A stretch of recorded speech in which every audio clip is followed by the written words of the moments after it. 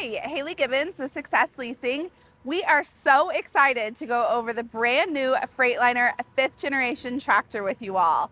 I have Ron here with us from the Premier Truck Group in Springfield. He is our on-site Freightliner rep and is going to go over all of the awesome, exciting new features that we have to show you. Thanks, Haley. I'm pretty excited about the 5th Gen Cascadia. We've made a lot of improvements all across the board, especially on the safety system side, but let me give you kind of a brief overview of what you can expect to see if you're able to get into a 5th Gen. First thing, you'll notice some cues that are a little bit different from a standpoint of how they look, but in addition to how they look, the reason these changes have been made is to help with aerodynamics.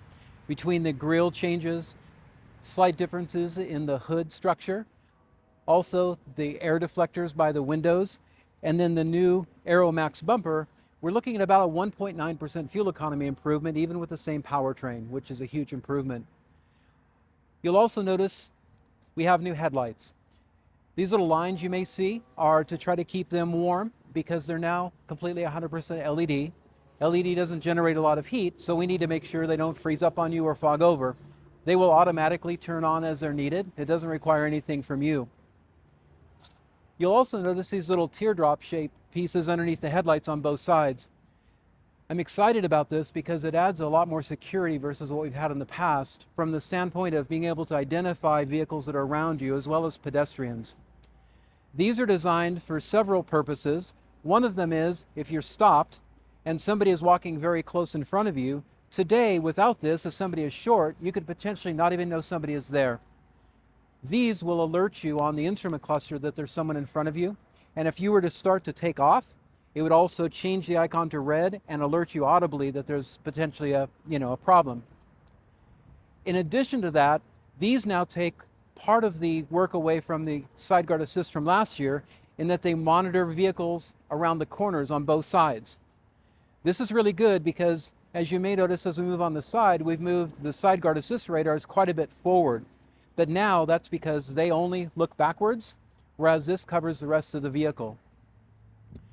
Radar is still in the same general location, but they've changed some of the material here, so it makes it a little bit less obtrusive. It kind of blends in better with the rest of the vehicle. You'll also notice, though it's kind of subtle, they've changed the air intakes on the sides here.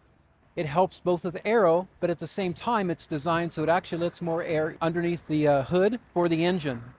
And that's necessary because as part of the aerodynamic improvements that we've made, you'll now notice if you open the hood that we actually have a seal both top and bottom. And this goes all the way around. We're trying to keep air from getting under the hood itself because that really affects aerodynamics, as you can imagine. You'll also notice that we have these new vents. These are not strictly for looks, they're actually functional. We've added some additional molding around the wheel well to try to reduce the amount of air that gets under the fender. And because of that, we actually need this to try to help with cooling and keeping the brakes themselves cool. All right, well, we've looked at a few of the features on the outside of the vehicle. I wanted to bring inside the cab now. Primarily, honestly, know that the interior has not changed very much. Honestly, they spent a tremendous amount of money on trying to get the aero better so we can improve fuel economy and lower overall operating costs. And they spent a tremendous amount of money trying to make sure that we have the best safety systems that are currently available. In that vein, one change you'll notice nearly immediately is to the way the parking brakes work for both the trailer and the tractor. For years, we've had complaints where drivers would sometimes forget to set the park brake, and that can result in, as you can imagine, heartbreak, depending on what happens. We've wanted to make this change for years, but it required technology that just hasn't been available until this point. All of the braking functions today are electric over air, meaning that we send air pressure to all of the brake locations, but then we control the release of that and therefore the actual braking effort via electronic impulses. The reason that matters is that that means there's really almost no chance of having a rollaway truck. When you get below 3 miles an hour, if you get out of the seat, shift the paddle to neutral, or open the door, if you haven't already set the park brakes, it will automatically set them for you. The other thing to know is that this technology has allowed them to do multiple things with the brakes that I think that you'll appreciate. One is called comfort braking. Comfort braking, because we now have such fine control over the braking force at each wheel. As you come to a stop, often the very last portion of the stop where you're like going 1 or 2 miles an hour and then you're actually stopped and you get a little bit of cab rocking, you should find that to be greatly reduced. The reason is, again, because we have such fine control over the braking effort.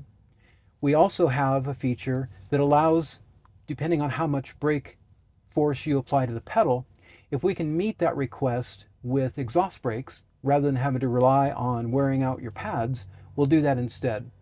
That helps a lot because it keeps your brakes cool, so that if you need them, they're ready for action.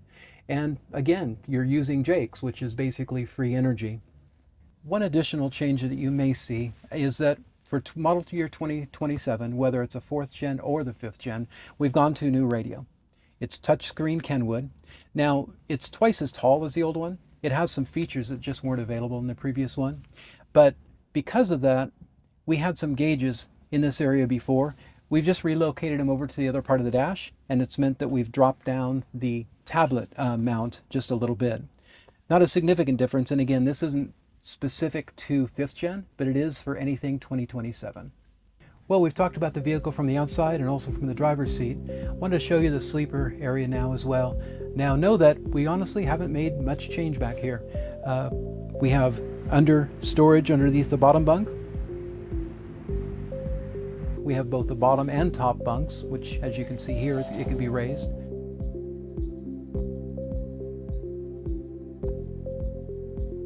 We've got lots of storage all the way around.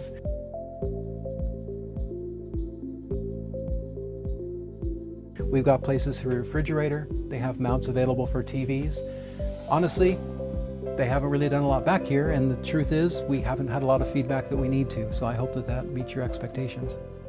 Thank you so much for tuning in to watch our tour of our Freightliner 5th generation tractor. We are so excited to have these in the fleet. We hope you are as excited as we are. If you have any further questions, please feel free to reach out to Success Leasing at any time. We're happy to help. Ron over at the Premier Group and all of the associates there are happy to help at any time as well.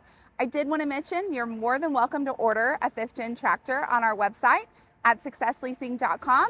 You just have to be leasing for 90 days. Have a great day.